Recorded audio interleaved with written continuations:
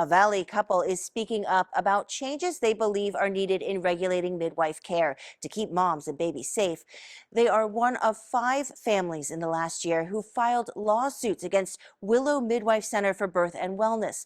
All alleged midwife negligence during labor and delivery, and this couple is the first to settle their case.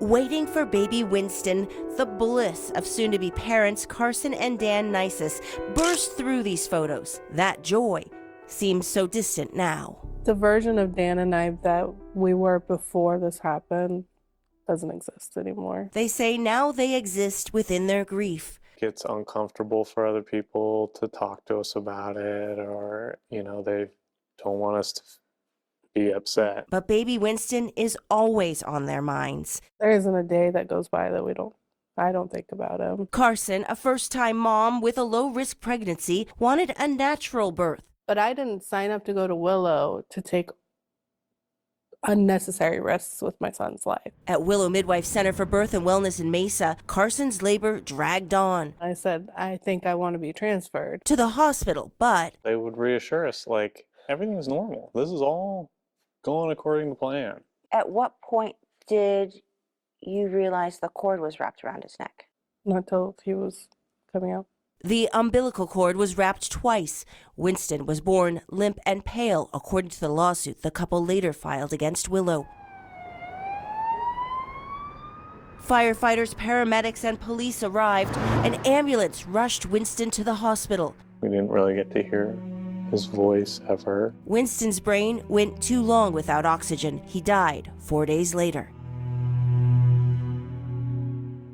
After losing our son, he should have been the last time that happened there. But it wasn't the first or the last. In this police report, a hospital staffer commented that Winston was a Willow special, explaining the birth center had a reputation for suspicious patient care and business practices. And one firefighter interviewed said a Willow call meant a newborn was going to be in very bad shape. Willow settled the couple's lawsuit without admitting fault. Doesn't necessarily feel like justice, but that helped pay down a lot of the medical expenses that we had incurred. The Neisesses told ABC15 they made a complaint to the Arizona Department of Health Services, which regulates medical facilities. ADHS cited Willow in February for failing to ensure fetal heart tones were assessed and documented per policy during Winston's birth, noting the risk of delaying identification of fetal distress, leading to potential complications like oxygen deprivation to the baby. Willow made a corrective action plan that includes retraining midwives on fetal heart tone timing, documentation standards, and escalation procedures if deviations occur. The center also said that it would conduct weekly chart audits to ensure the training was followed. I think from the beginning I felt very much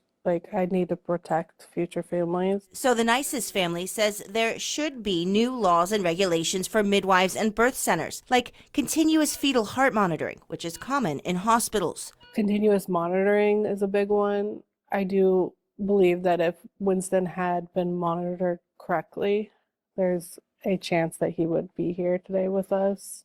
At least a better chance.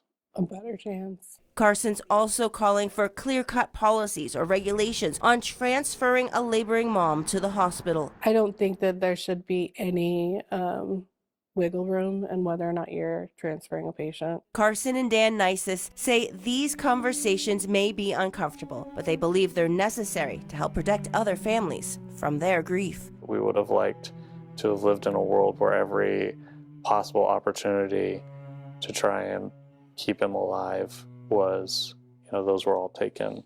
Willow Midwife Center remains an active licensed healthcare facility. When we first started reporting on concerns about patient care and outcomes, a spokeswoman sent us a statement which said in part, hundreds of families a year choose to birth with Willow. For patients who are healthy and low risk, it is an excellent and safe choice. As part of rigorous accreditation demands, the birth center shares its data and outcomes and participates in national quality assurance protocols.